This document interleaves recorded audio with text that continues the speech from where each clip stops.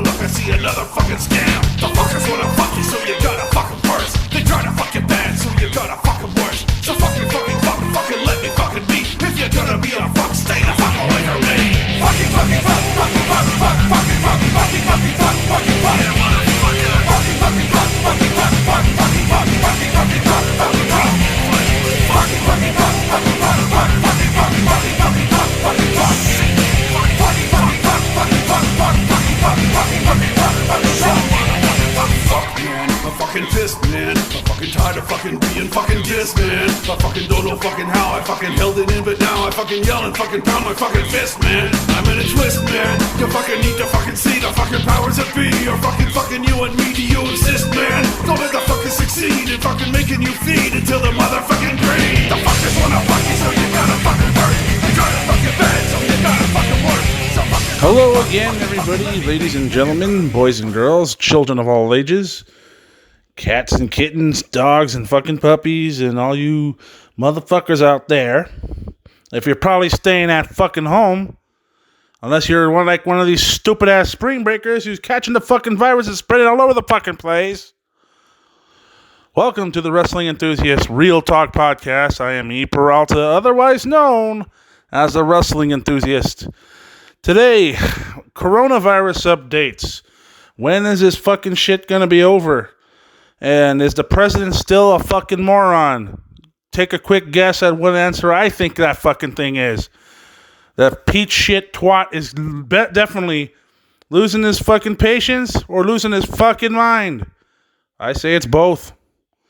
Also, we're going to take a look at, talk wrestling for a little bit. We'll talk about PCW Ultra promotion real quick. And then also talk about some other wrestling like MLW. And what do you think about Matt Hardy and the teleportation thing? Is it fucking crazy? Is it cool? Or is it just plain fucking stupid? But anyway. So, yes, we're in our third episode here. If you are listening in, I'm glad that you're joining us. I'm glad you are joining in on the fun, excitement, the ranting, the explosive nonsense that's going on in this fucking quarantine-filled planet. Especially all the idiots out there that are fucking using an excuse to buy fucking toilet paper and hoarder the fucking markets. I say let's take a look at the news, shall we? Let's take a look at the news and see what's going on right here first, and then we'll start talking about what's been going on here, especially with over 1 million cases now worldwide. God, you fucking people. What the fuck is wrong with you? Stay the fucking home. But anyway, let's talk a little bit about news for a minute here. A report from the CDC, the nation's top infectious disease expert, said Thursday that he doesn't understand why every state in the United States hasn't issued a stay-at-home order as the novel coronavirus cases continue to surge across the country. Dr. Anthony Fauci from the CDC says, in quote, "I don't understand why that's not happening," as he told CNN's Anderson Cooper during CNN's coronavirus town hall meeting, which, by the way, I try to question themselves since they like to fucking fear-mongrel, and they like to spread fear on their propaganda. But anyway, more than 30 states and the District of Columbia have ordered their residents to stay at home. Fauci said governors that have held out thus far really should reconsider with the number of U.S. cases passing 236,000 nationwide on Thursday and continue to climb. Yep, that's right, folks. We have officially become number one again. We have become number one in coronavirus cases, surpassing China, surpassing Italy. Because a lot of people in this country have lost their fucking mind. They try to stay at home. You gotta stay at home. If this fucking disease is gonna keep spreading, especially if there's absolutely no symptoms and there's no indication, whether you have a cough, whether you have a cold, or whether anything, if you just feel sick, stay the fuck home.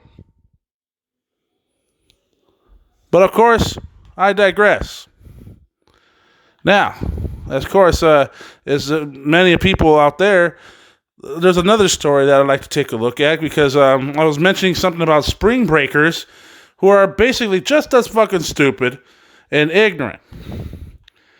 Here's a fucking headline for you. More than 40 spring breakers who ignored the public health advice test positive for coronavirus. Dozens of spring breakers from Texas boarded a plane.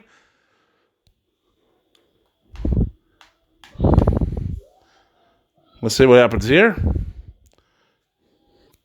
By the time they came home, they ended up with the fucking coronavirus. So anyway, about 70 people in their 20s chartered a plane from Austin, Texas to Mexico for spring break 2 weeks ago. They went against the advice of the White House officials who asked the people avoiding gathering in groups of more than 10 people and non-essential air travel. Now, 44 of those people have tested positive for coronavirus, all of them University of Texas at Austin students. A university spokesman told CNN on Wednesday. An elected official had a blunt message for the spring breakers: quit being an ass. As House Speaker Dennis Bonin told CNN affiliate KXAN, get over yourselves. Whether you thinking this is an issue or not, it is. Whether you think it could affect you or not, it does. The reality of it is, if I'm a college kid who's going to spring break in Mexico, you're affecting a lot of people. Grow up. That's right, you jock-sniffing motherfuckers. You guys are getting exactly what you fucking deserve, which is coronavirus. It's spreading all over your lungs. It's spreading all over your body parts. Spreading all over your brain, giving you that 102 plus degree fever. Just because you think that you could defy shit, even though we're at stay-at-home fucking orders, whether we like it or not. I bet you if anything, this situation could be happening if you stop being a fucking asshole. And usually it's a bunch of these jock-sniffing pricks. These are these stupid motherfuckers. Oh, yeah, I'm going to go and get me some chicks. Oh, yeah, spring break. Fucking asshole. You know what I say? It's natural selection at its finest. If they die, I don't give a shit. I'm going to laugh. I'm going to laugh when they're buried 6 feet under or cremated in a fucking urn. And maybe I'll fucking steal that urn and fucking put it in a litter box so I can have a random cat take a giant shit on it. But, of course, I digress once again. Anyway, next headline is Americans likely won't see direct payments from the coronavirus stimulus bill until at least April 13th. Or it could take up to 20 weeks for all the checks to be mailed. Trump administration officials told lawmakers, according to a House Democrat memo obtained by CNN. The timeline means tens of millions of Americans will have to wait to get badly needed assistance, despite repeated early suggestions from Treasury Secretary Steven Mnuchin that the money would go out as soon as possible by April 6th. Mnuchin said on Thursday's White House coronavirus briefing that payments would go out within 2 weeks to people whose direct deposit details are on file with the government, echoing comments he made this past Sunday after passage of the $2.2 trillion stimulus bill that payments will not go out until mid-April. So, for those of you that are waiting for money, I have one giant suggestion for you. Apply for unemployment. I know a lot of people already have been thinking about doing something like that. I know it's not pretty, but it has to be fucking done. Has to be fucking done, especially if you're in need of the money. However, if you are looking for some sort of income so you can save money for God knows how long, one thing I will say, save fucking money. Now, what I did in my case, at least I saved my fucking money since the beginning of last year. And I'm happy to say it's been a wise decision. I ain't saying any more about my finances because it's nobody's fucking business. So speaking of fucking stimulus checks is something that stimulates the fucking mind, we're going to switch subjects and now we're going to change to wrestling news. Wrestling provided news articles provided by eWrestlingNews.com for the most convenient and most convenient wrestling news online 24/7, round-the-clock news. Reach on over to eWrestlingNews.com. All right, and our top story so far here.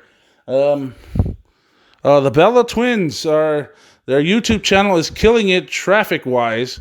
Tops the most watched WWE network shows. I have no idea why this is so fucking popular, but I think it's just, God, what are you guys fucking thinking? But in my mind, I don't think that a lot of the people that like to watch the Bella Twins, I don't think they're really wrestling fans. I think they're more like reality television fans. It's like, oh God, reality television. We have to go back to that fucking mindset, don't we? Oh boy. As of writing, the Bella Twins are ranked number 1 on the YouTube most popular athlete shows. The two currently have over 2.7 million subscribers in comparison to Stephen Curry's ranked number 2 with 1.1 million subscribers. Ronda Rousey is ranked number 4 with 875,000 subscribers. All right, and a backstage report here with Pete Dunne stuck in the UK. And according to a report from the WON, the Wrestling Observer News Network, Pete Dunne is currently stuck in the UK, and due to this, he won't be appearing on NXT anytime soon. The main reason for this is because all flights are banned from coming into the United States. WWE Raw and SmackDown will begin airing live in Indonesia on Mola TV soon. Well, as many of you know now, almost every state in America, except for those other 18 states, we're pretty much Republican states, Republican-controlled states by Republican governors, the biggest fucking shitheads in my opinion. Well, every other state in America has issued a stay-at-home order. This includes Florida, Georgia, and Connecticut. AEW taped their television show at Cody Rhodes and QT Marshall's One Fall Power Factory gym in Norcross, Georgia. Yesterday, on Wednesday, Florida Governor Ron DeSantis issued a 30-day stay-at-home order that started at midnight. According to sources from AEW, taped a bunch of matches yesterday that will take place on the April 8th and the April 15th episodes of Dynamite. As cases of coronavirus are continuing to rise, it's more than possible that these stay-at-home orders will be extended. According to a report from the Wrestling Observer newsletter, AEW is said to have another backup plan in place in case if they need to use it. As far as WWE is concerned, both Florida, where the Performance Center and FSU are located, and Connecticut, where WWE's HQ is located, are both under stay-at-home orders, and they only got their TV taped through next week's NXT broadcast. It remains to be seen what they are planning on doing come next Friday's night SmackDown broadcast and the shows beyond the SmackDown broadcast. After an indie wrestling show in North Queensland, Australia, 3 fans have tested positive for COVID-19 following a pro wrestling power event. The local news says that in New Queensland, Australia, indicates that a workplace connection and an investigation is underway for those infected. Everyone who attended the show will be contacted to be tested. If everyone remains in good health, no further action will be taken. The risk rate still remains low for the area. Health officials are working hard to determine a source of the infection. An official statement was released by the venue. PCYC Queensland was today informed that a person who attended an external run wrestling event held by PCYC Edmonton on March 14th, this has been confirmed as contacting COVID-19. While the infected person did attend the event, Queensland Health have stated that event is now beyond the maximum incubation period. If anyone associated with the wrestling event has remained well, they should have no concerns. However, if you have signs of respiratory illness, please contact 13 Health or your medical provider immediately. Pro Wrestling Power also issued a brief statement saying on Facebook it has been announced that there is a workplace connection to the people that were in attendance of our event that had tested positive for COVID-19. The risk of public safety is considered low. If any of our fans have any concerns or are feeling unwell, please call the 13 Health and speak to a medical professional. One more thing to do now before the wrestling news segment will be over, before we talk about WrestleMania, is AEW Dynamite versus NXT viewership numbers. This week's episode of WWE NXT did 590,000 views on the USA Network, which is down from the previous week's show of 669,000 views, drawing a 0.15 rating, which is down from the previous 0.20 rating. AEW Dynamite on TNT pulled 685,000 viewers, which is down from last week's show, which did 819,000. They drew a 0.25 rating in the 18 to 49 demographic, which is down from the previous 0.34. So AEW wins another week once again in the ratings. So WrestleMania 36 is this weekend. I will review it next week's podcast episode, and I'll tell you my exact thoughts about it, and I'll tell you what I think about it. The first looks, if I look down the list, in no particular order, we have the NXT Women's Championship will be Rhea Ripley, the champion, taking on Charlotte Flair. And we have the WWE Championship match between Brock Lesnar and Drew McIntyre, and I really hope fucking Brock Lesnar loses, because I'm sick and tired of seeing that fucking blockhead hold the fucking title. And every time he fucking has it, that he always wants to fucking show up whenever the fuck he wants to. So I'm basically sick and tired of that shit. I'm tired of also him burying the fucking talent that's obviously very, very talented. So, they're very good, but athletic-wise. Promo-wise, they're probably not the best, but I will say, athletic-wise, you could get them doing something. But Vince is Vince, so he's a prick. Match number 3, it would be for the Universal Championship. The champion Goldberg versus Braun Strowman. I'm not going to say Roman Reigns, because Roman Reigns has withdrawn due to he has an immunocompromised immune system due to him battling leukemia over in the past couple of years. So he has played the safe card and decided to withdraw from the show. I will say I hope he's doing well. I don't like his wrestling ability. I like his brawling ability, but not his wrestling ability. But either way and all that, hopefully he's doing well. Next up is the WWE Raw Women's Championship match. Becky Lynch against Shayna Baszler.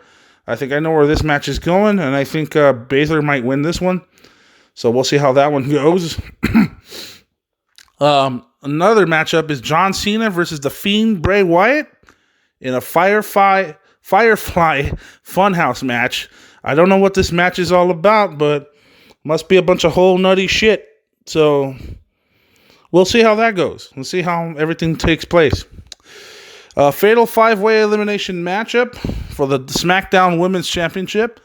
You got Bayley, the champion, against Lacey Evans, Naomi, Sasha Banks, and Tamina. It would be ironic if Sasha Banks actually wins the title. That'll be very, very ironic. Next up, you got AJ Styles against The Undertaker in a Boneyard match. I don't know what a Boneyard match is, but I enjoy the promo that The Undertaker gave to AJ Styles. So I thought that was very, very good. And it kind of reminded me of the American Badass back in 2002, 2003. So, yeah, I remember those days as well. Someone booked me there. Anyway, Kevin Owens versus Seth Rollins. It's a singles match. I'm surprised this is not a no DQ. But based on the promos they were cutting, I don't really give a fuck about this match, to be honest with you. I hope Kevin Owens wins, because I think Seth Rollins, I used to like Seth Rollins at one point, but now I think he's a fucking douche. So anyway, the next matchup I see is a triple threat ladder match between The Miz and John Morrison versus The New Day, Big E, and Kofi Kingston, and then the Usos. Now, before I say anything further, The Miz is not slated to be on the show. Apparently, he has gone home, stood home, played safe, started a self-quarantine, whatever the fuck. Whatever, it's not a big fucking loss. I don't really give a shit. Hopefully, this ladder match does pretty good. Anytime they put on a ladder match, it's always exciting. So, hopefully, this will be something worthwhile to watch. Okay. The next matchup for the Raw Tag Team Championships, you got the champions, the Street Profits, Angelo Dawkins and Montez Ford, taking on Austin Theory and Angel Garza, which was originally supposed to be Humberto Carrillo, but I guess battling Andrade, but I guess that didn't happen. Andrade has an injury. So let's see how this goes from here. Aleister Black is going to take on Bobby Lashley, and I don't give a fuck about that match. Aleister Black, hopefully he wins that one, but I don't give a fuck about that match. Elias versus King Corbin, I don't give a fuck about that match either. Who gives a shit? Edge versus Randy Orton, last man standing match. I'm looking forward to that one. And I think Edge probably going to win that one. Real briefly. And then the other three matches going on. We have the Intercontinental Championship match between Sami Zayn and Daniel Bryan. The Women's Tag Team Championship match. The Kabuki Warriors, Asuka and Kairi Sane against Alexa Bliss and Nikki Cross. Bliss Cross Applesauce. Jesus Christ, I can't even get it. I got tongue-tied. And then you got Otis versus Dolph Ziggler. And I would say I don't give a fuck about this match, but actually I kind of do. And I hope Otis wins. If Dolph Ziggler is booked to win, Vince McMahon is a cock. And I think that's exactly what he is. Especially with the mid-card telling. He's a cock. But anyway, that's WrestleMania for you this year. And it's going to be held in a record attendance of 0. Of course, of the COVID-19 pandemic going on right now. Everyone's under fucking lockdown. And those stupid assholes that are roaming around the streets don't fucking get it. So fuck them. Anyway. All right. It's time to review a little bit of wrestling here. And what I decided to watch different shit because I reviewed WWE and AEW, but I also review like shows from the independent ranks. And I'm gonna talk a little bit about PCW, but we'll talk about that in a little bit. MLW Fusion. I saw that episode from back in March the 23rd. Or excuse me, March the 21st, actually. There was 3 matches that were going on, and there was some promo work done by what is his name? Richard Holiday. Yeah, he there was some promo work that was done there, and he cuts a good promo, especially when he's a fucking heel. This guy's gonna be a future master heel someday. So if I were you guys, I'd keep an eye on him. And then there was also another segment with L.A. Park and his son, Hijo de la Parca. They were having a little cooking segment, which I thought was pretty fucking hilarious. Especially when he tells when he's making sausage and eggs. And he's telling him, basically it's an innuendo there, saying, you gringos, comes un chorizo entero. Trying to say, hey, eat the eggs and sausage, which means eat dick and balls. That's basically an innuendo there. I thought that was pretty fucking hilarious. Anyway, so I turn up on MLW and I go on the YouTube page, and I checked out MLW Fusion. This is episode 101 that I'm reviewing. We'll talk about 102 some other time. So I looked it up, and the first match I see was Senshi versus El Lindaman. Lindemann, as you know, worked with T-Hawk and SEMA. They're from that Chinese wrestling promotion over there in China, and they also wrestled in Japan. So their group right there is T-Hawk, SEMA, and Al Lindemann. All of them have wrestled in AEW before, so they have made at least one appearance there. I think they might have wrestled against I don't know if it's Jurassic Express or somebody. I have no idea. I have to redouble check on that. But they have credentials.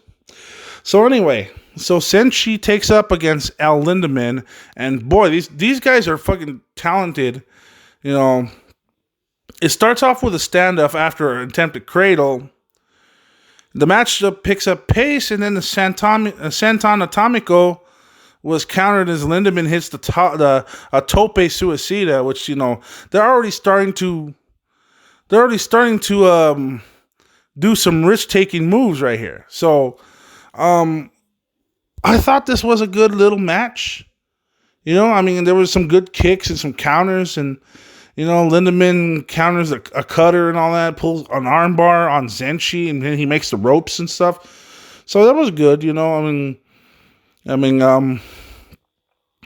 been the German suplexes here and there, gets a belly to belly, then under to the buckles, and that was pretty much a risk-taking move there. But it was very physical. I found that matchup very good. You know, I think Zenshi looked really good. But I also thought that Lindemann carried most of the match here. So the way this matchup ended was when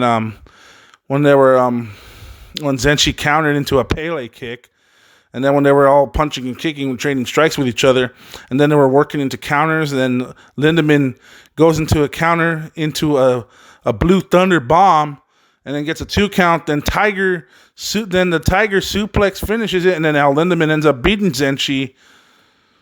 And it was a good little match, you know. I mean, I thought it was one of Zenshi's cleaner MLW outings, as Lindemann really reined him in, I guess, some smart work throughout. So I thought that was very good.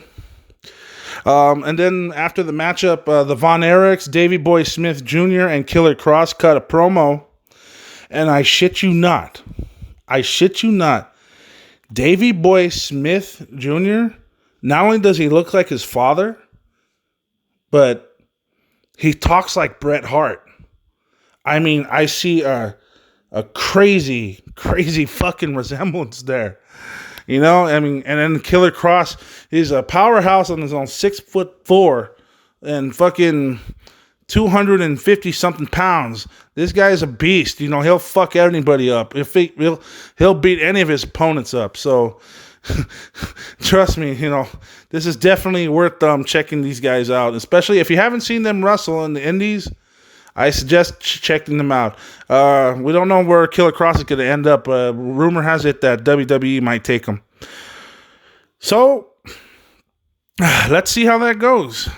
We mentioned before about the Richard Holiday is getting interviewed, makes fun of Mance Warner's mystery opponents or whoever, thinking who it will be. Corpse of Carlos Colon. I thought that was a hilarious joke. That was also a jab. Anyway. And then we see a promo from the Contra unit. We see Samuel cutting a promo, building their army and preparing for upcoming war. And, you know, Jacob Fatu is one of the most phenomenal athletes I have seen. Never have I ever seen a 315-pounder move like a 160-pound cruiserweight. I have never seen this guy's a beast. He's a freak athlete.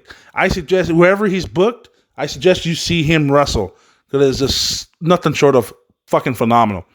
Anyway,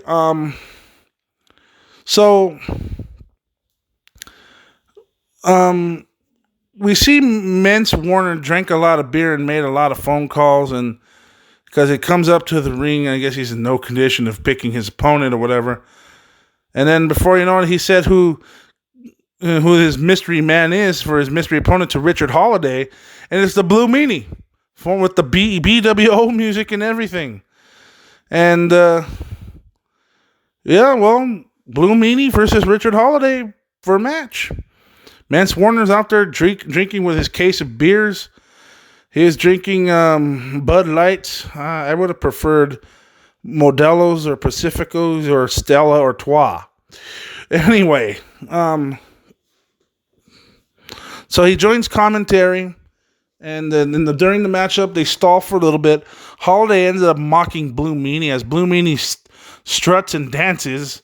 Holiday wants to dance together, and it's a trap because Holiday ends up attacking.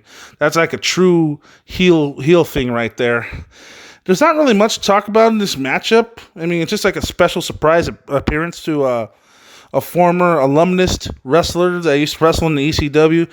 So I'm pretty sure that he was. It was very nice to see Blue Meanie from formerly the BWO and ECW to be making a one-off appearance here. But anyway, Mance ended up distracting Holiday. They argue.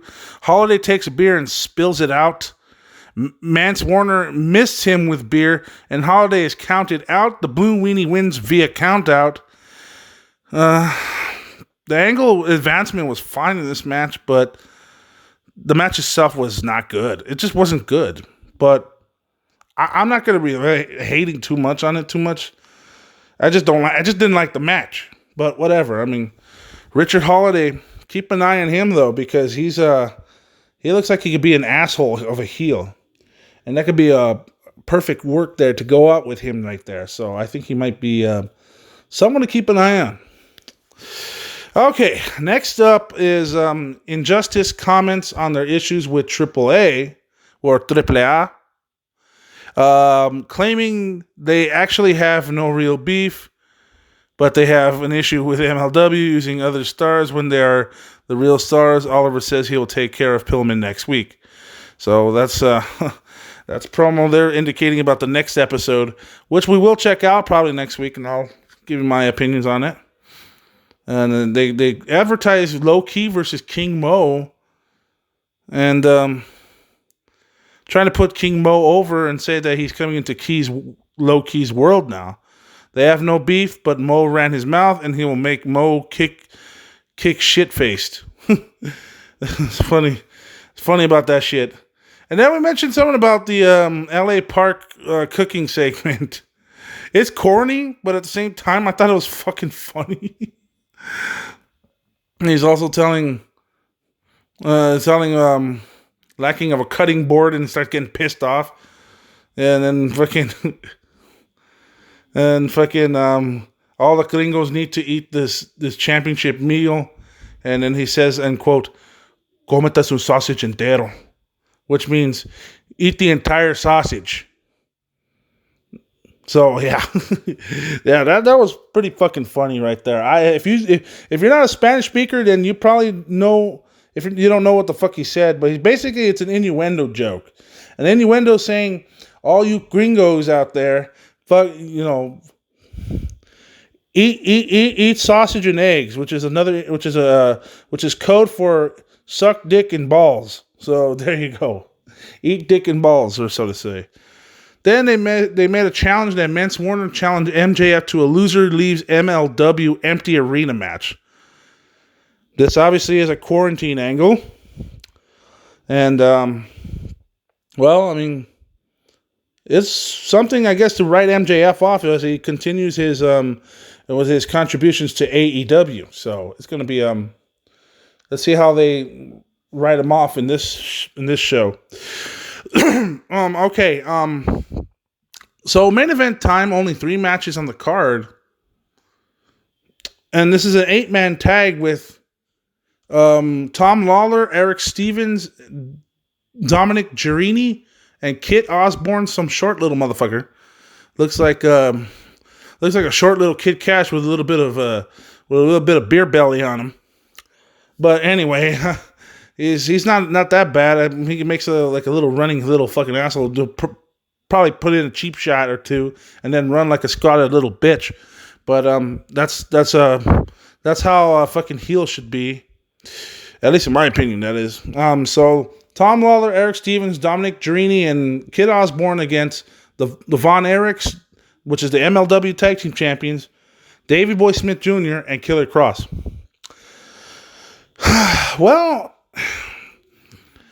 Everybody got some time to shine in this matchup. Everyone started brawling. They all started spilling to the floor. And then they started pairing off, and then their faces take early control, and they started fighting around ringside. Took quite a bit of a while for them to settle down into the ring. And then it became a basic tag match, and then it would take a little bit of control. So then Cross, misses a charge shot on Stevens and then rushes the ring, and Cherini ends up tagging in. The heels isolate Cross as Stevens take the heat.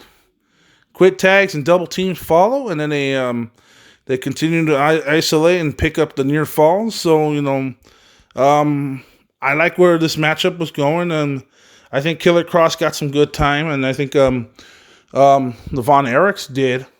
Although I think the heels definitely... There's nobody that looked weak here in this match, at least in my opinion. So, anyway, Cross ends up tagging in, especially after Ross hits a desperation Enziguri. Killer Cross tags in. Ross Von Erich tagged in Killer Cross. Runs wild with suplexes, then works over Lawler until Lawler cuts him off. Then Cross ended up popping him, and then he hits the Saito. We get a referee bump at the end of the matchup. Kip low blows Davey Boy Smith, and then he gets a chair, and then Marshall just claws him with it. Marshall Von Erich claws him right in the face, and then the claw slam follows, and then the moonsault that connects to on the faces will win. Von Erichs, Davey Boy Smith Jr., Killer Cross end up picking up the victory in this matchup, and it was a really solid match. You know what I mean? I can't say it was the best main event, but I think this match really showcased all the skills to everybody. I just kind of wish that this match had a little bit more time, because it kind of did feel a little rushed, but I'm not going to be hating on it. So anyway, so to give my official ratings on this show here, Zenshi versus El Lindaman, that match was a 7.5 out of 10. That was good. It had some wrestling ability there. The Blue Meanie against Richard Holiday, I give that match a 3.5. And the reason why I give it a 3.5 is it showcased Richard Holiday, but it showcased the Blue Meanie. And the match was short. It was just a advancement angle, pretty much. Much less a fucking wrestling match. So it was an advancement angle between Mance Warner and then, of course, Richard Holiday with the Elites and, of course, fucking MJF. So this is just a way to advance the storyline, so to say. Okay, and then, of course, the 8-man tag, I give this one a 6.5 out of 10. I would have given a 7.5 out of 10 if the match was longer. If the match lasted about 14 or 15 minutes, I think this would have been a good fucking match. But this match lasted about 8.5 minutes. So it kind of felt a little rushed there. So 6.5 out of 10.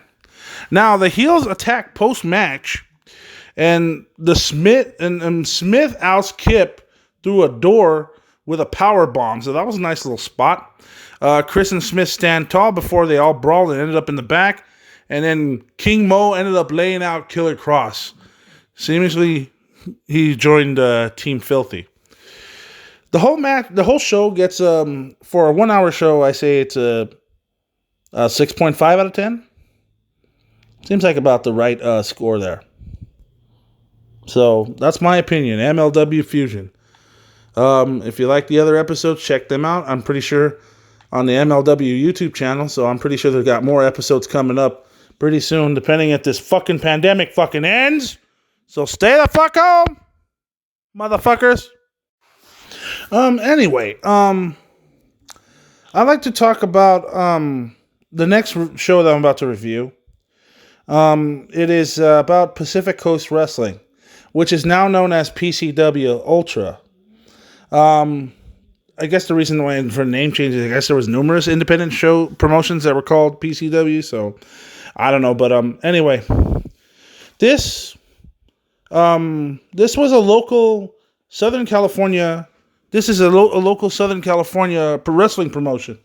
That is I discovered it back in 2017. A friend of mine, one of my wrestling buddies, recommended me to this promotion. And they used to do shows in Torrance, California. And then they moved their facilities to Wilmington, California, which is just between San Pedro and Long Beach. So, and it's this little memorial hall that's rented out. And yeah, so many wrestling venues in the independent scene, they're always done in halls and shit. So, but they did some pretty decent for independent wrestling promotions. They got some good production value. So this is a very good promotion. I definitely recommend. Just to write a quick story here before I review the show. So a friend of mine who is a big wrestling fan, he's the one that recommended me to go to these shows. And I said, yeah, I would like to check out some indie wrestling because, see, the one thing that I know is that the closest wrestling promotion that I know was in Reseda, California. And that was Pro Wrestling Guerrilla, PWG. A lot of famous names have gone there.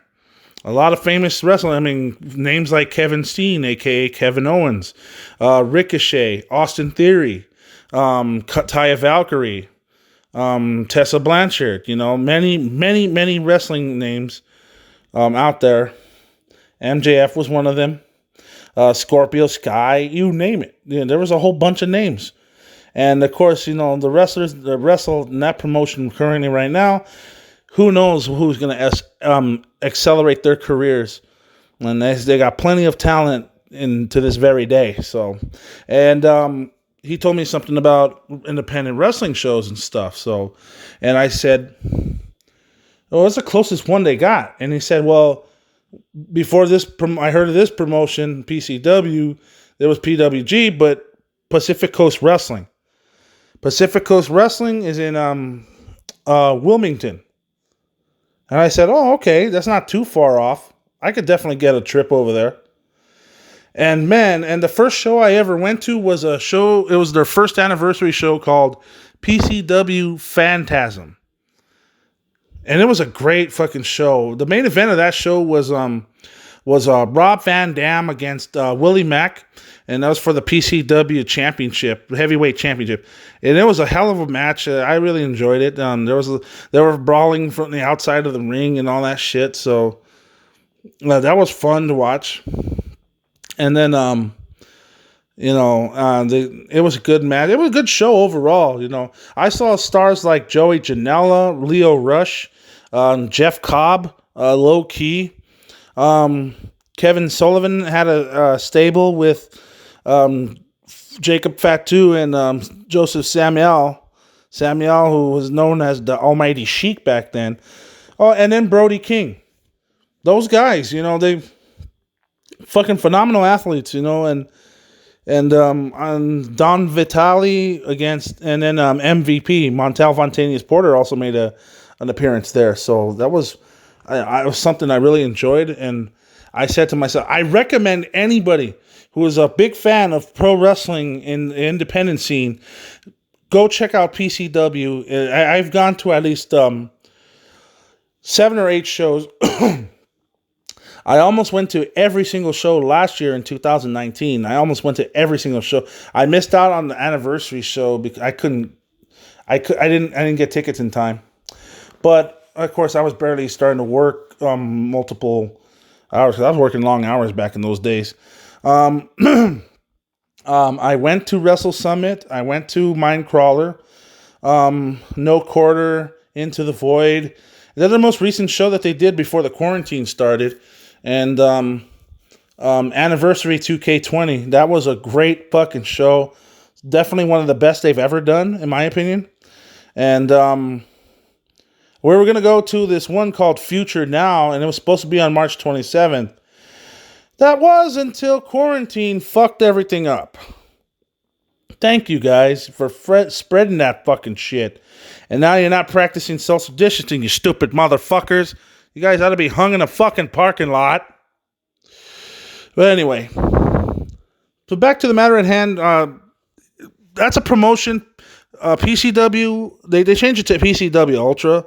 I guess they just wanted to avoid, any issues. But PCW Ultra, I mean, if you're ever in the SoCal area after this quarantine's over, and then you look up Pacific Coast Wrestling Ultra, I got to tell you, it's one of the best shows in Southern California. Best wrestling in Southern California, in my opinion, bar none. One of the best. And I definitely check those guys out. You never know who's going to show up to the shows. They had Hornswoggle there. They had Mick Foley. They had Standaman Hensing there one time. They had Terry Funk. They had Ricky the Dragon Steamboat signing autographs at one point in time. Gail Kim and Christy Hemme were there once. So that was great. They did a special, especially the meet and greets. The meet and greets are just phenomenal. I just pay $100 per ticket just to get that. This is pretty awesome with the meet and greets. You get to get their merchandise, you get to sign autograph 8x10s. You can take a picture with them, because they're cool as shit. Especially, I always like taking pictures with the tag team champs, War Beast. They're fucking phenomenal athletes. And then you got Victoria Vaughn, aka Viva Van. She's a phenomenal wrestler, and she's up and coming too. And judging by her wrestling skill, because I've seen her Instagram and some of her matches, like she has got the talent, she's got the skills, and you know what? She's gonna shape up. The very first Vietnamese American wrestler to ever wrestle pro wrestling, in the independent scene. So, definitely check her out. She's a fucking phenomenal athlete. I give shout out to her, by the way. Anyway. So PCW, Pacific Coast Wrestling Show. So I first heard of them back in 2017. The first show they ever did was back in January 9th of 2016. And it was a show called Release the Kraken. Now, I just got a Pivot Share account. And what I did was I got an account and paid a monthly subscription so I could watch some independent wrestling shows, so I could just, not only review some shit, but, also check out what's going on in the world of pro wrestling. Because right now, you are just like everybody else, is staying at home, bored as shit, or at least watching some TV, doing yourself, unless you're home playing with your prick. But anyway, so instead I'm watching some wrestling shows from the past, and I checked out PCW's very first show that they ever did.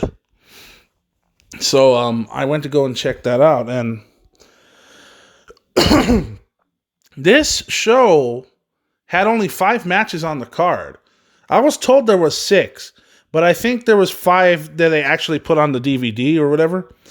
So I went to check that out, and yeah, it looks 5 matches. Okay, that's cool, I guess.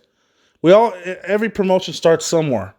Everybody has humble beginnings. So, hey, do what you got to do. I support these guys no matter what, because they never put on a bad show for me.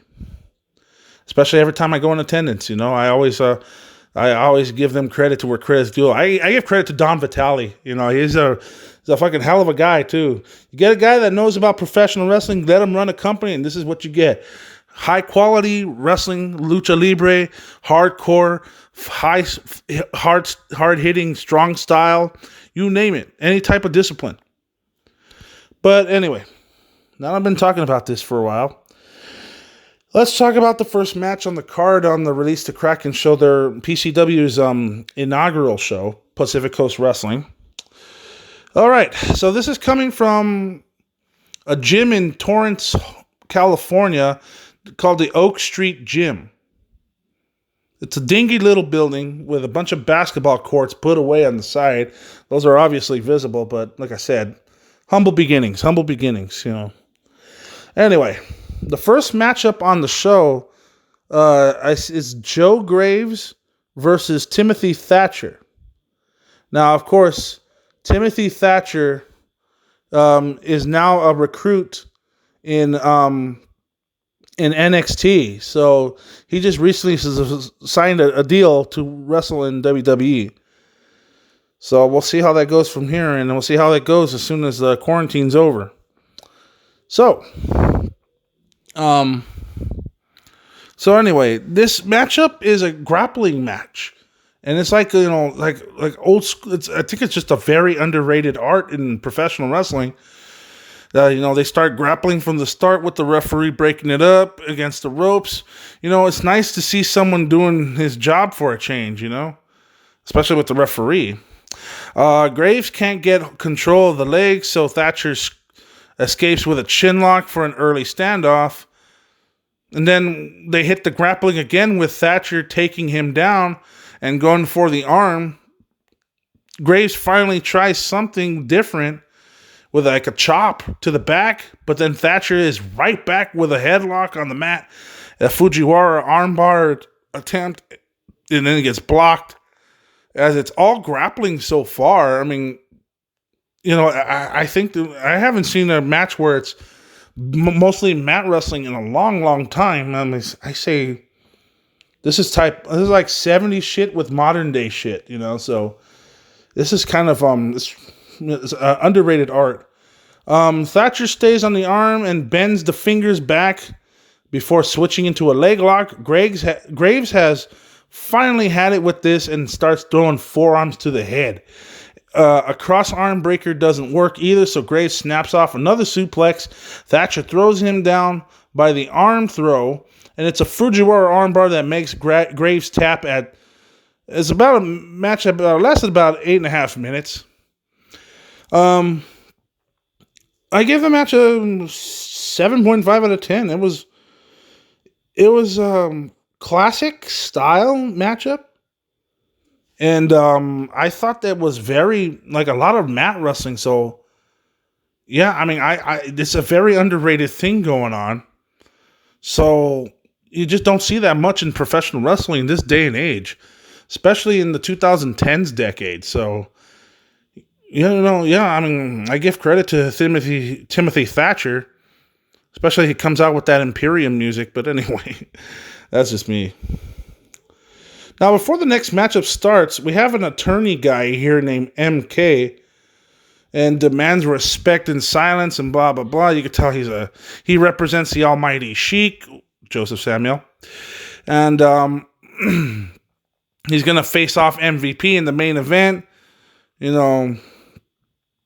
Because it's a no-holds-barred, unsanctioned match. So it's going to be different then. So obviously he's getting some heat with the crowd. With the crowd, and MVP is nothing more than common street criminal, blah, blah, blah, blah, blah. It's cue MVP to respond. He ends up insulting MK's clothing and steals his line about speaking slowly. Yes, MVP is an ex-con, but he's turned things around since then, including winning titles and kicked out of the Undertaker's chokeslam. Kane set him on fire, so why would he be scared of the Sheik? So he said that MVP is Sheik's bitch. And then MVP lays him out with a shot to the face and gives him world's strongest slam set up in the ball and the elbow. But MK bails out and he ends up leaving. So that's just an early segue into the main event that will be coming up at some point later on in the show. So anyway, so the next matchup, the Classic Connection versus the Keepers of the Faith. The Classic Connection, that's Levi Shapiro and Buddy Royale, and they have a masked manager named Fat Dick Johnson. And then this guy has a luchador mask. And he has a weird country southern accent. And I said to myself, yeah, this guy fucking is a dork. He just sounds really fucking ridiculous. This is fucking like obnoxiously stupid. But I think it was just part of the gimmick. I think they're just going for stupid in that part. So it was like, you can't tell me that I'm not ugly. Oh, because I ain't guilty about telling you to shut up. I ain't guilty till you shut up. Only thing I'm guilty about is how too damn handsome I am. Fucking idiot. So anyway, yeah, Fat Dick Johnson, what a fucking moron he is. I mean, I'm pretty sure, and when I'm saying he's a fucking moron, I meant like, television character wise. I don't mean like personally. I'm pretty sure he's a good guy.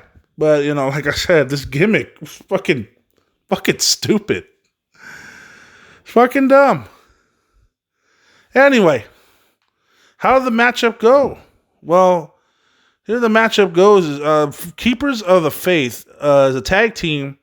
That's Dom Vitale and Gabriel Gallo.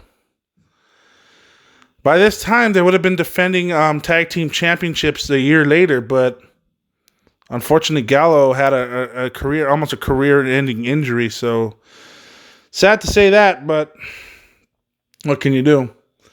Just part of the wrestling.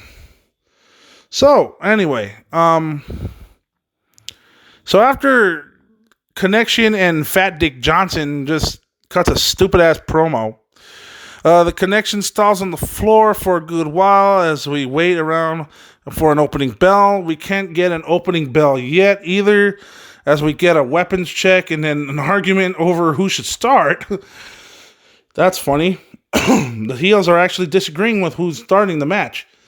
So eventually it's Royal and Gallo. Gallo start, and then Royal's being smart enough to kick Gallo in the ribs instead of trying to test his strength. So that's a heel move right there already. Royal tries a suplex and then slams him on the back and forth, both of which are reversed into the ring to the real thing by the much stronger Gallo. Then Shapiro comes in and is knocked outside with a single shoulder. The Connection take a breather on the floor until Shapiro comes back and continue with fact action, because that's what they were doing. They just kept the action going a little bit here. I mean, it was kind of like a missed charge given by Shapiro, a breather. But, Vitale comes in for a Death Valley driver, then Vitale misses a moonsault but gets two anyway. Followed by diving onto Royal for a bonus. So, well, I mean, as far as this matchup, like I said, it started breaking down like right before the match ended, and then Vitale speared Royal and then leaves Gallo to clothesline Shapiro for two. And then the referee realized that Shapiro isn't legal. The melee lets Johnson get in with a cane shot to Gallo and then give Royal the pin. And heels win this one here. This match might not have been the quality of the first, but this was a bit more entertaining with the old school tag formula. So, I mean, I kind of find that there, it felt a bit old school. Just like the previous matchup where it was just a lot of old school mat wrestling there. It was longer than it needed, though. And then, Johnson's stuff got a little annoying in a hurry because, like I said, it's a stupid fucking gimmick. But, I mean, what can I say? I could always go for a little old school tag team match through and through. And the Connection worked well, is kind of like if they're trying to be like Midnight Express knockoff. So, the only thing is it didn't fucking work. But whatever, I ain't hating on it. I give the match a 6.5 out of 10. There's elements there I liked and there's elements that I didn't like, but it was a very solid outing. So I give the matchup some credit there. So 6.5 out of 10. That was pretty good. All right, next matchup was JR Kratos versus Dylan Drake. And Kratos was part of the GFW AMP tapings, back then when Impact Wrestling was having some troubles financially and socially. Dixie Carter was being a bitch, and, she wouldn't sell the company to Billy Corgan or whatnot. Jeff Jarrett still had a stake in it, but, it started to fade away pretty fast. Dylan Drake, on the other hand, Comes out in a Ric Flair style robe, and he seems to have retired from wrestling since this was taped. Because, to be honest with you, we haven't really seen him since then. I haven't really heard anything about him either. So, but anyway, Drake's running boot before the bell is shrugged off as Kratos ended up setting him outside for an early breather. Back in, and then Kratos hits a fireman's carry takeover, which ended up sending Drake bailing to the floor once again. So, Kratos easily takes him down as the grappling can begin. And then Drake tries to put him in the triangle choke that doesn't work so well. And then Kratos ended up power bombing against him. It was a 2 count cover right there. And they had a leg lock going on there, followed by like a leg drop to the leg for a bonus. So, there was a lot of leg locks to hold Kratos down in place for a bit. And then the leg is fine enough to whip Drake hard into the corner. Crouching against the post makes it even worse for Drake. And then running a good knee, which was a very good knee, took him to the side of the head and knocked him silly. So it was kind of an effective move. And then when they get back in, and Kratos gets a 2 count off of drop kick. And then knee pain, he was trying to salve the knee injury. It was an inspired delay, meaning that the cover only gets a 2 count, so he was just selling that. And the fact that it was just a drop kick, So Drake flips him off out of a general stupidity. So Kratos hits him with a power bomb and a wheelbarrow suplex for another 2 count. And then Drake power bombs him onto the knee, gets another 2 count. And with a false finisher too here or there, even with feet on the ropes, that's shrugged off, and it's choke slam into a sit-out power bomb, aka the game changer, and then put the pin on Drake. And this match, to be honest, was a bit underwhelming, and I think it was. I think it was a 5 out of 10. I mean, Kratos looked good, but the match was just kind of kept going until it got to an ending. And then to me, I felt it was a little bit dragged longer than necessary. So, Drake was nothing memorable in this slightest, and it was working a bit an old school style without the energy or emotion that it would have made it feel special. So it wasn't that good of a match. It was a 5 out of 10. It was just meh. So, I mean, like I said, there's no hating. I mean, there's no hating with talent. It's just that the fact that, there's just, it felt like a match that was just dragging a little too long. So I was just like, whatever. Anyway, next matchup, Scorpio Sky taking on TJ Perkins.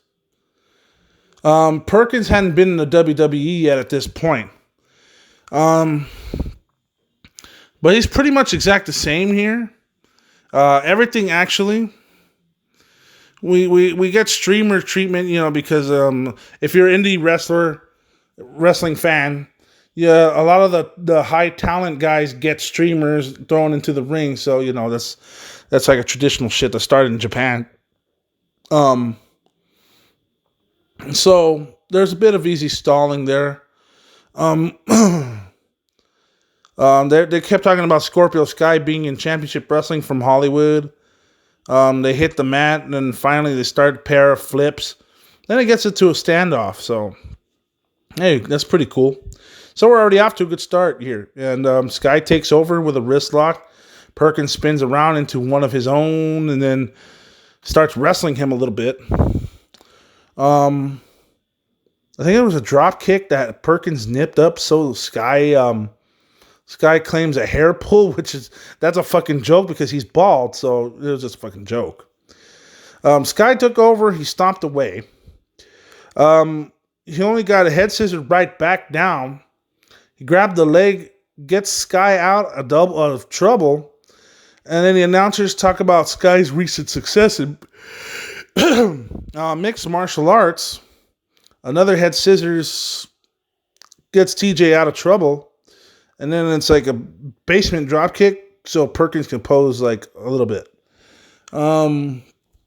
But anyway, I just thought that this match, you know, with doing a little bit of something like the way Pentagon Jr. or Pentel Zero Metal, snapping the arm a bit out of Pentagon, and Perkins is, Scorpio Sky is beating his ass pretty much, and then all of a sudden Perkins comes up with a comeback, and somehow with Perkins as the face, it seems like who looks at him and sees a face. Sky gets in the knee, stops to stare and glare at the camera for a minute, and then hits another backbreaker.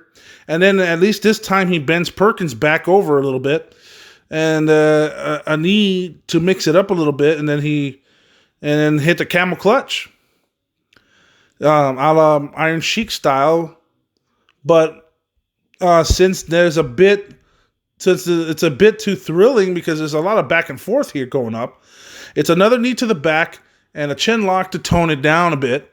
That gives the announcers a chance to talk about Sky coming in the show straight from his grandmother's funeral, just to perk things up a bit. Giving him a little bit of sympathy to Scorpio Sky. I mean, sympathize. But when we're talking about a wrestling match here that's I'm pretty sure he came to show up for, and boy did he show up for this one.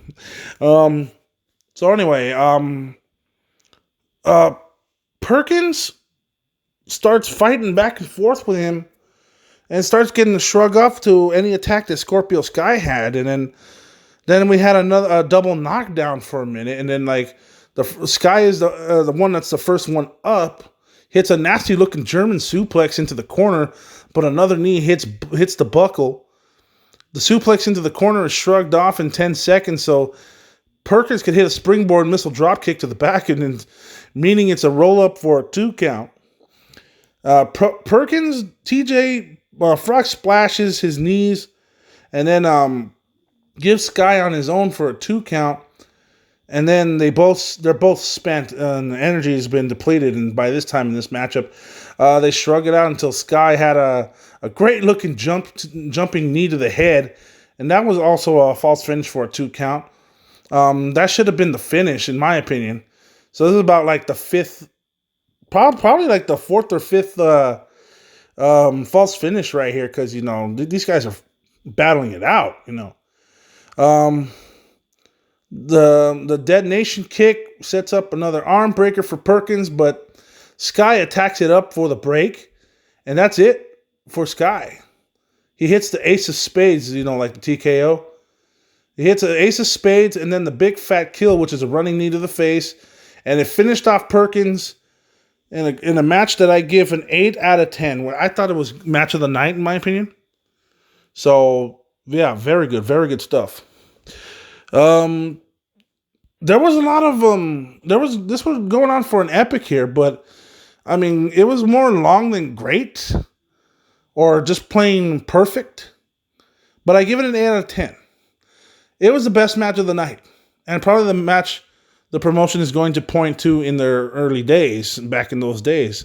That's understandable in this case too, is they had a long, rather good match which needed about 3 minutes clipped off to really make the match work.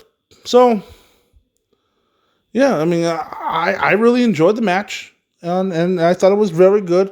This is showcasing what PCW, what Pacific Coast Wrestling could do, and for that one, I'm very happy about that. So, and to this day, I mean, when they did this in their inaugural show, they just showcase all the skills that they're capable of.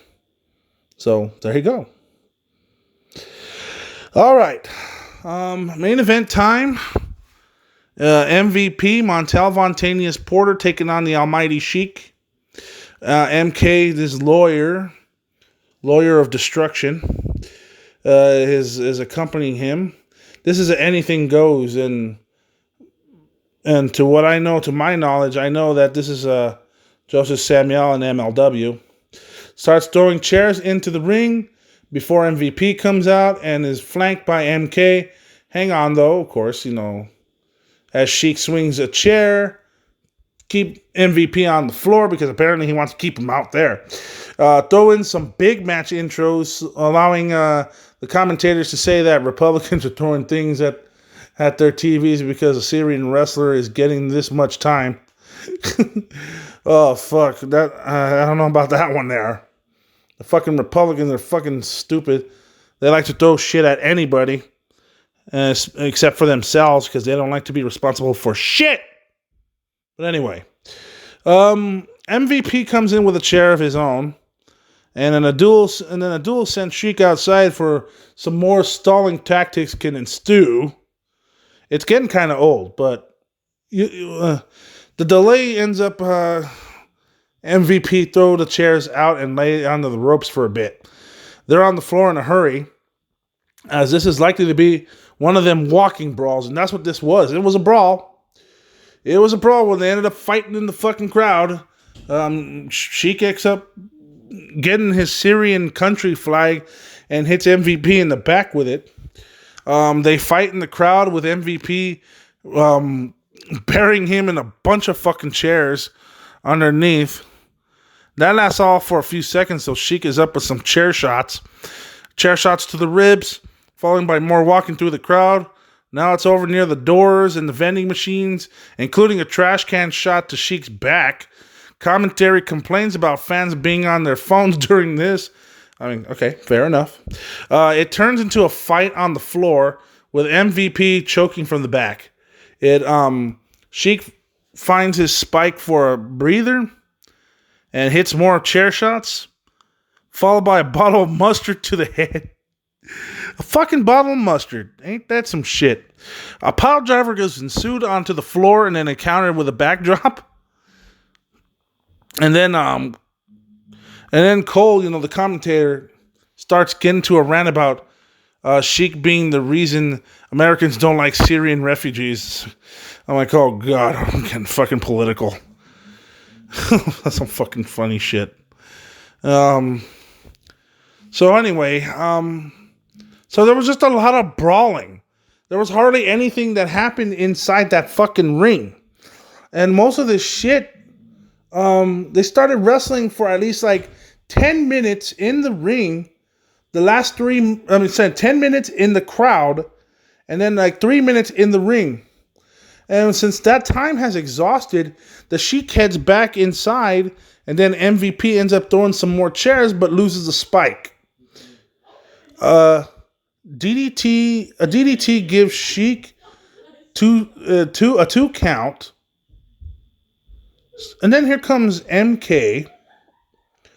And MK comes in, so that means it's time for a fire hit. And then Sheik ends up throwing a fucking fireball in MK's face by mistake as MVP ducked. And then Sheik ends up beating up the referee, and then security comes in, and then that means the match is thrown out. I'm gonna give this a 5.5. Because there should have been more shit happening in the ring. But at the same time, when you have a fucking brawl like this, you're gonna have 8 to 10 minutes in outside brawling in the crowd. You're gonna have another 5 to 10 minutes in the ring. You know what I mean? That's gonna consolidate with time to make this even a match. So, but then again, this is just beginning shit. So everybody learns. We all learn from shit. This was a brawl. Just a wild brawl. Both guys walking around, fighting each other around the ring around the rosy, so to say, until we got into the big angle ending. And of course, say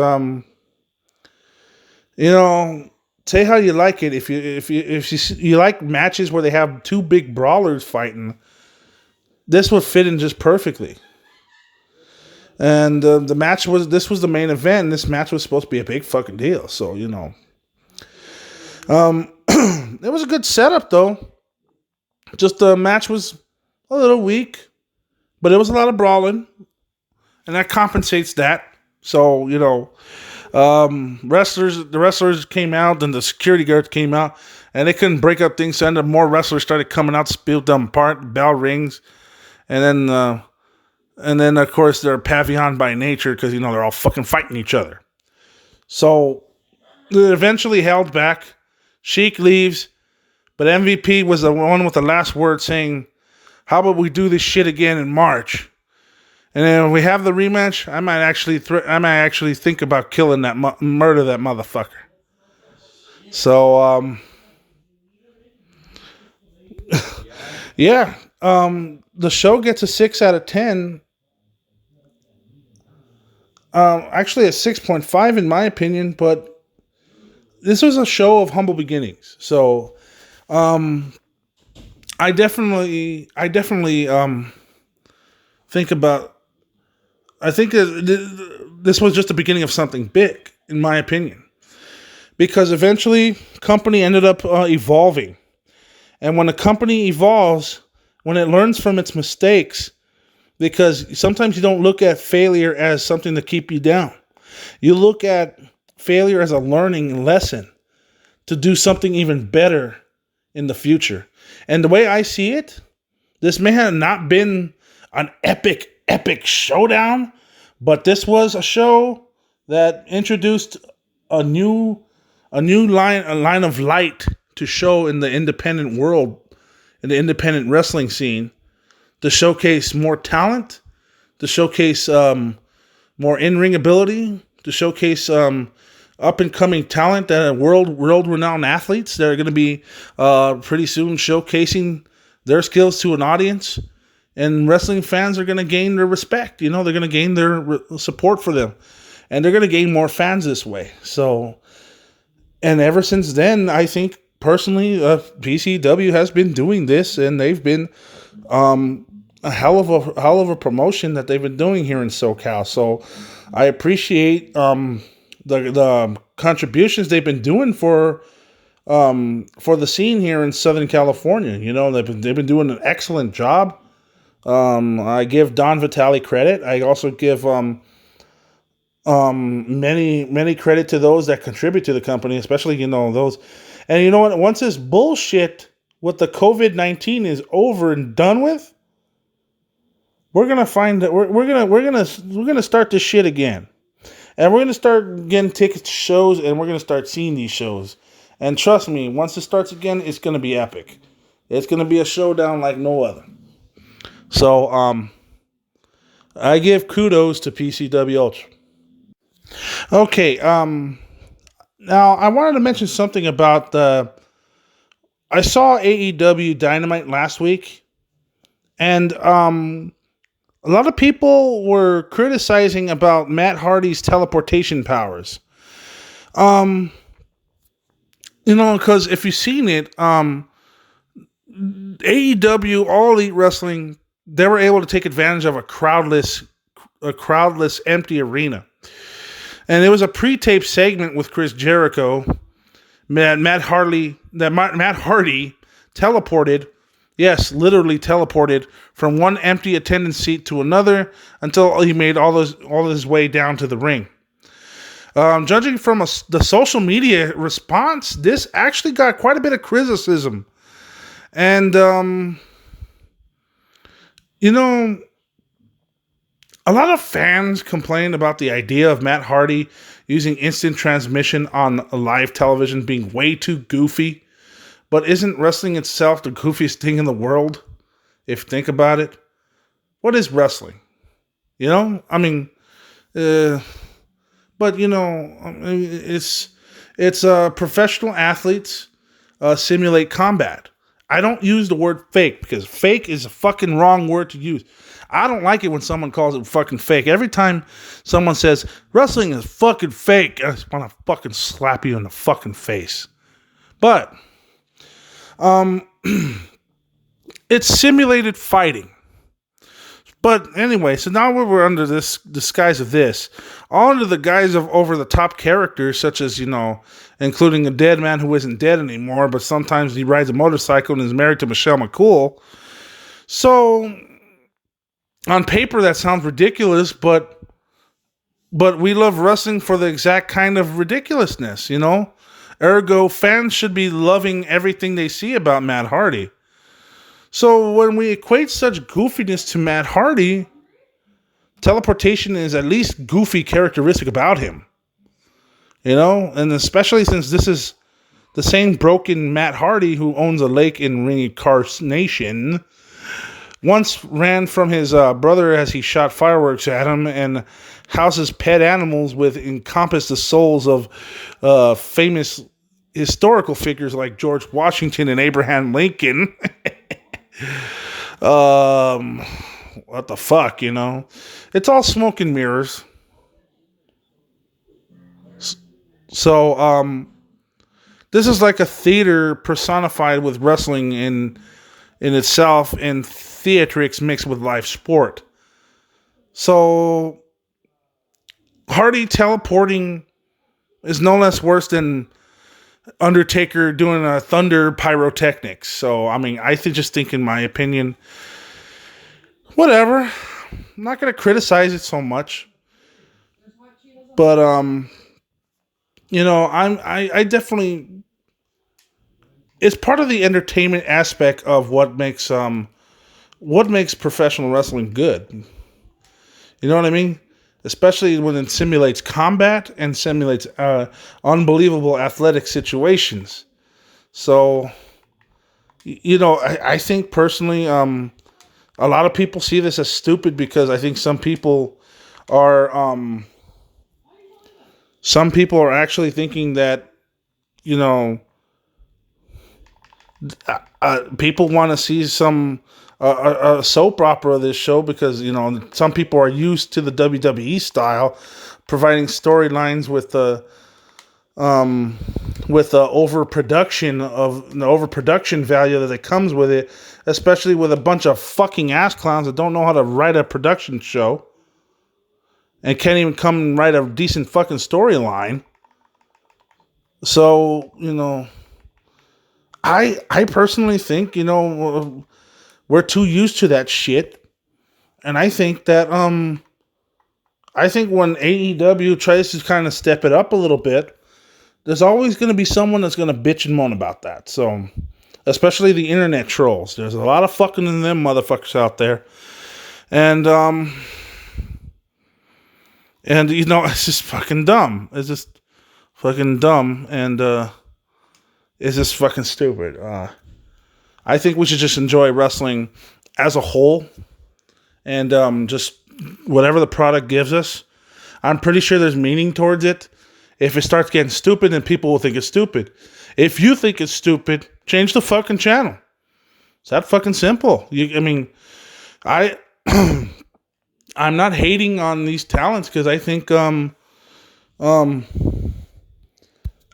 personally, you are obligated to like what you like. So, personally, I think AEW is doing a better job than NXT at this point when it comes to making a show matter. So, it's not a dumb clown show, that they're doing on their part. It's not a dumb clown show, like the way they're treating Monday Night Raw and Friday Night SmackDown. Like if I'm fucking stupid and insulting the wrestling fans' intelligence. They think that we're fucking test dummies. And that's how you lose wrestling fans in the process there. Speaking of test dummies and dummies all around, I have one more thing to say. I'm going to close the program with this segment. Donald Trump is on the news again. This fucking clown is having his fucking daily news conferences one more time. He fucking gets interviews in the White House. Made a number of false or misleading claims about the coronavirus. And then the efforts to combat it. At some point, some people that point him at odds with health experts and then prompted clarifications for his own top health and science officials that he appointed. And a lot of people have fucking fact-checked some of his stupid opening statements and then he either made or repeated at various points during his ongoing global crisis. So how many fucking false claims has he made? Like 30, 40 in one fucking week?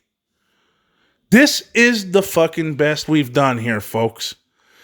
This is what this country has to offer. This country is becoming a shit circus. Like the saying goes, you elect a clown, expect a circus. That's what this fucking country has become. It's become a fucking circus. That's what this has become. And to think for a minute that this fucking piece of pig shit that's living in the White House right now as we speak, with his fucking anorexic daughter and his fucking delusional ass backwards son and his fucking melanoma fucking wife. Do you really think I'm going to take these motherfuckers seriously? No, I'm not. Because, this guy, all he does is read fucking cue cards and says the country is going to stay optimistic about the coronavirus situation. And you could tell, Buzz, by that stupid fucking voice of his, he's reading a fucking teleprompter, and he's not even looking straight in the fucking camera. You could tell he's clearly bullshitting. But that's not the point that pisses me off the most. The point that pisses me off the most is the fact that people actually buy his shit, buy the shit that he's actually saying. And to you stupid motherfuckers out there that think that this is actually that he's actually doing a very good job at this, guess what? You're fucking gullible. You stupid mongoloid, dumb, degenerate, cock sniffing, jock snacking, fucking knuckle dragging, mouth breathing fuckers. This is what you guys fucking have developed in this country. You can't think for yourself? Let the government take care of this. I don't want to be responsible for what happens. You take care of it, Mr. Government. Fuck you. Fuck anyone that looks like you. If you think that this piece of shit is actually doing a good job, you're a fucking loser of such epic, humiliating proportions, and you need to be fucking buried all the way to your forehead like a carrot in the ground. The shit that I say is because this fucking guy is not a fucking leader. He's a fucking backsnabbing, fucking reality television realty con man who does nothing but a bunch of illegal business practices and probably fucked over so many of his business acquaintances in the past that the reason why he's even become a billionaire, and like I said before, if he's not a billionaire now, he probably will be by the end of this term. So you can know how many suck ups, and especially that Jeff Bezos suck up that likes to blow you every time you fucking have cue cards for him to read in a press conference in the White House. So fuck you and fuck y'all that support him, because him and that fucking ghoulish looking motherfucker Mike Pence, who looks like the ghoul from Bill and Ted's Bogus Journey. And fuck Mitch McConnell too. The ugly, truffle-faced looking piece of pig shit that he is. Fucking Kentucky fried chicken eating motherfucker.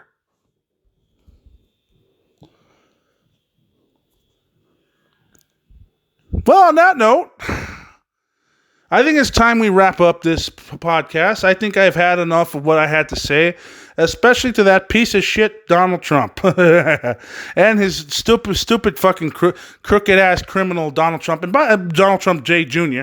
And by the way, if he were ever to listen to me and say, you wouldn't have the guts to fucking say it to his fucking face. Yes, I would.